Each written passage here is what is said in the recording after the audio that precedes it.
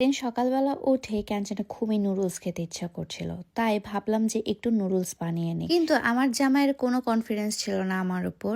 সে বলছিল তুমি পারবা না। আমি পরে বলছি যে না, আমি পারবো, ট্রাই তো করতে দাও আমাকে। সে আসলে চায় না যে আমি তেমনভাবে কাজ করি, মানে রান্নাবান্নার কাজগুলো।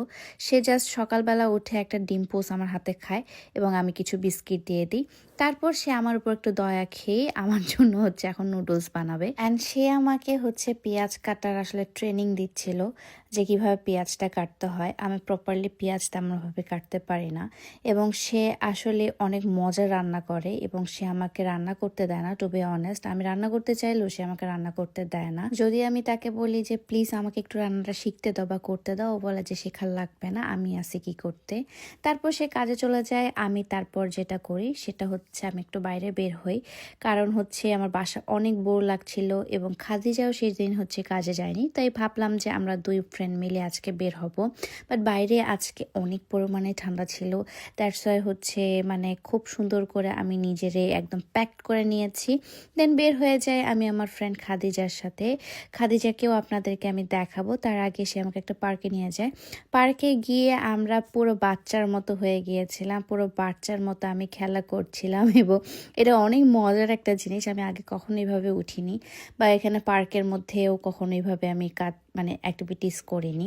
This is my friend Khadija, যার সাথে আসলে আমি অনেক কিছু শেয়ার করছি, এবং এই যে আমার বিদেশ আসার জার্নির পর থেকে সে আমাকে অনেক বেশি হেল্প করেছে। তো আমি আর ও মিলে চলে গেলাম হচ্ছে একটু খাওয়া দাওয়া করতে। যেহেতু আমরা এই ফার্স্ট টাইম হচ্ছে মানে বের হয়েছি একসাথে, তাই সে আমাকে আসলে একটা বাবল টি ট্রিট দিয়েছিল। আমি বাবল টি নিয়েছিলাম এবং সে হচ্ছে পাইনাপেল জুসের মধ্যে হচ্ছে বাবলস নিয়েছিল। খুবই মজার ছিল তারটাও, এবং আমারটা তো অসাধারণ থাকবেই, কারণ বাবল টি তো আমার অনেক বেশি ফেভারিট। আপনারা সবাই জানেন আমি বাংলাদেশে থাকতেও বাবল টি অনেক পরিমাণে খেতাম, এবং এখানে এসে বাবল টিটা খেয়ে আমার খুব ভালো লেগেছে। এবং এদের বাবল টিটা অনেক পরিমাণে মজা, জাস্ট সুগারটা একটু কম করে দিলে আরও বেশি মজা লাগতো। তারপর আমাদের হচ্ছে খাওয়া দাওয়া শেষে আমরা একটু ঘুরপাক খেয়ে আমরা হচ্ছে আবার চলে আসলাম একটা খুব সুন্দর ভিউয়ের সামনে। ভিউটা আমার এত পরিমাণে পছন্দ হচ্ছিল, বিশ্বাস করেন অনেক বাতাস, অনেক ঠান্ডা ছিল, কিন্তু পিছনে যে সানলাইটটা পড়ছিল এটা আমার ফেভারিট একটা ভিউ হয়ে গিয়েছে। তারপর হচ্ছে আমি আপনাদেরকে দেখাই, মনে হচ্ছে স্নোর মধ্যে হাঁটছি, বাট না, হোয়াট, এগুলো হচ্ছে সবগুলো পাতা, এবং পাতা, সূর্যের আলো, গাছ এত পরিমাণে সুন্দর লাগছিল। সবগুলো ড্রিমি ড্রিমি আমার কাছে মনে হচ্ছিল। আমার কাছে মনে হচ্ছিল যে আমি আমার ড্রিমে বসবাস করছি।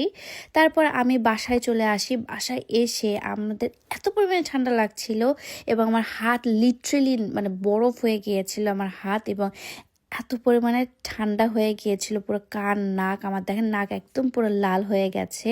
সো বাইরে ফিলস লাইক 3 ডিগ্রির মতো ছিল। রেস্ট নেওয়ার পর সামিল চলে আসে। সামিল আবার রান্না করে। আই এম সো সরি ভাই, আপনারা এটা নিয়ে অনেক মিমস বানাচ্ছেন, বাট কেন না, সে একজন ছেলে হয়ে কেন রান্না করতে পারবে না, আমি আর আসলে বুঝি না এই জিনিসটা। সে আমাকে ভালোবাসে, সে আমাকে চায় না আমি হচ্ছে রান্না করি, বা সে রান্না করতে বেশি পছন্দ করে, দ্যাটস হচ্ছে সে রান্না করে। এটা নিয়ে মিমস বানানোর, জোক করার কোনো কাজ নেই। আমিও তাকে হেল্প করি, সেও আমাকে হেল্প করে। হয়তো আমি রান্না করতে হেল্প করি না, বাট আদার্স অ্যাক্টিভিটিসগুলোতে তো হেল্প করাই যায়। জাস্ট আপনারা একটা ক্লিপ দেখে মানুষকে জাজ করাটা আসলে ঠিক না। সো আমি তারপরের দিন আবার বের হয়ে গেলাম। এবার নিজে নিজে করে হচ্ছে আমি বের হয়ে গিয়েছিলাম, কারণ আমি যাচ্ছিলাম আসলে একটা পানিপুরির দোকানে, মানে পানিপুরি খোঁজার জন্য। কিসের কি, এত পানিপুরি খেয়ে কি হবে বলেন। আমি চলে গেলাম হচ্ছে টিকে ম্যাক্সে। টিকে ম্যাক্সে গিয়ে গেজের এই সুন্দর মেকআপ পাউচটা নিয়ে নিলাম। এখানে অনেক সুন্দর সুন্দর জিনিসপত্র ছিল।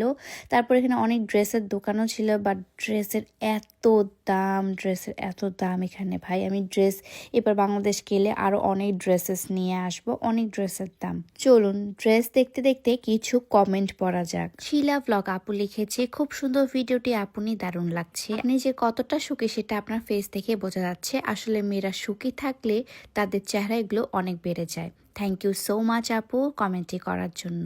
নেক্সট কমেন্টে আমরা চলে যাই। জীবন সাথী আপু লিখেছি, বিবাহিত জীবনটিকে খুব সুন্দরভাবে এনজয় করবেন আপু, দোয়া করি আপনার জীবনে অনেক অনেক সুখ হোক।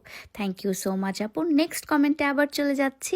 মারিস স্টোরিজ থেকে লিখেছে, ইনশাল্লাহ দোয়া করি ভালো থাকো, খুব ভালো ভালো হয়েছে, ব্লগটি ভীষণ সুন্দর হয়েছে। ধন্যবাদ আপনাদের সবাইকে এত সুন্দর সুন্দর কমেন্ট করার জন্য। প্রতিটা ব্লগে 3টা করে কমেন্ট পড়বো, সো বেশি বেশি করে কমেন্ট করুন এবং আমার ব্লগগুলো এনজয় করুন।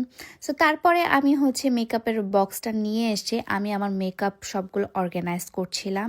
এখানে যতগুলো আমার মেকআপ আছে সবগুলো মিলে আমি এখানে অর্গানাইজ করে রাখবো, যেগুলো আমার একদম ডেইলি বেসিসে আমি ইউজ করব সেগুলোকে এখানে রাখবো।